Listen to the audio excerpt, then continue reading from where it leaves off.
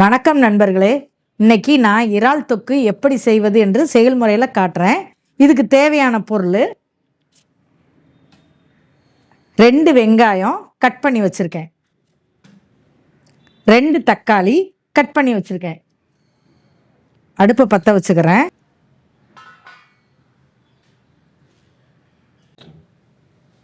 பாத்திரம் வச்சுருக்கேன்.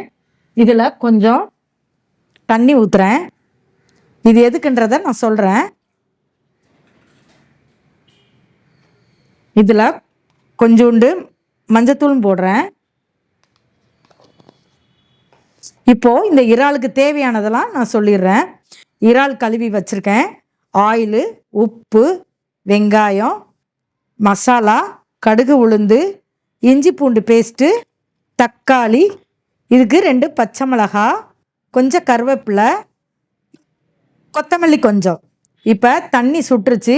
இது எதுக்குன்னா இறால் ஒரு மாதிரி அந்த கவுச்சி ஸ்மெல்லு வரும்ன்றதுனால கொஞ்சம் ஹாட் வாட்ரு இதில் கொஞ்சம் ஊற்றுறேன்.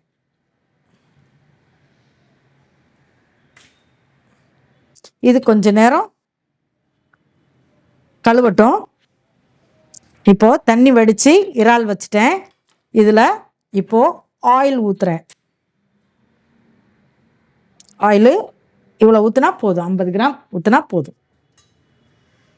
இப்போது எண்ணெய் காஞ்ச உடனே கடுகு, உளுந்து போடுறேன். கடுகு வெடித்த உடனே இந்த கருவேப்பிலையை போடுறேன். இதில் 2 பச்சை மிளகாய் போடுறேன்.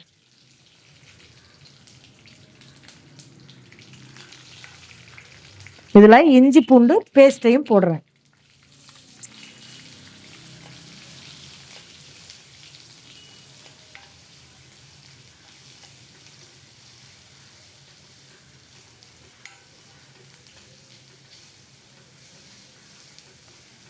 இது கொஞ்சம் லைட்டாக ப்ரௌனிஷாக வரும்போது வெங்காயம் போடுறேன். கட் பண்ணி வச்ச வெங்காயத்தையும் இதில் ஆட் பண்ணுறேன்.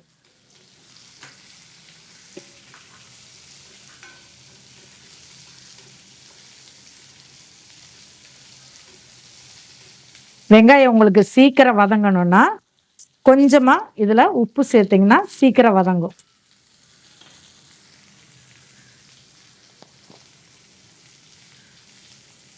மஞ்சத்தூளும் ஆட் பண்ணுறேன்.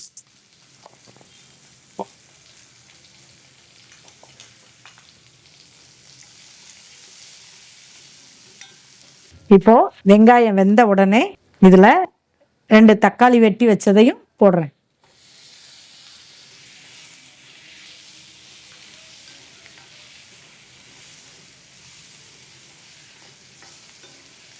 இது கொஞ்சம் நேரம் வேகட்டும்.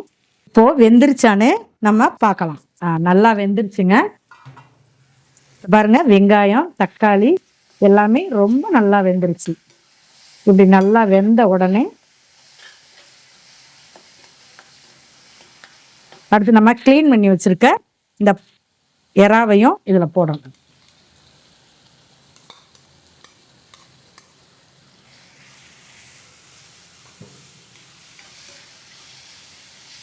இப்போ இதில் மசால் பொடியும் போடணும். நம்ம காரத்துக்கு ஏற்ற மாதிரி போடுங்க. உங்கள் வீட்டில் கொஞ்சம் காரம் அதிகமாக சாப்பிடுவாங்கன்னா கொஞ்சம் அதிகமாக போடுங்க.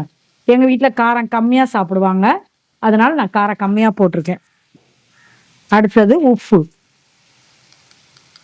உப்பும் தேவைக்கேற்ப போடுங்க.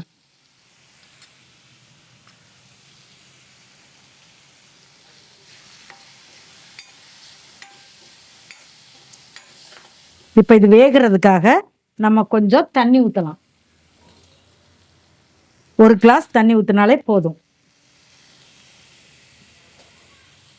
இது நல்லா வேகட்டும். எண்ணெயெல்லாம் நல்லா பிரிஞ்சு வந்துருச்சு. எறா நல்லா வெந்திருக்கும். இந்த பாருங்க.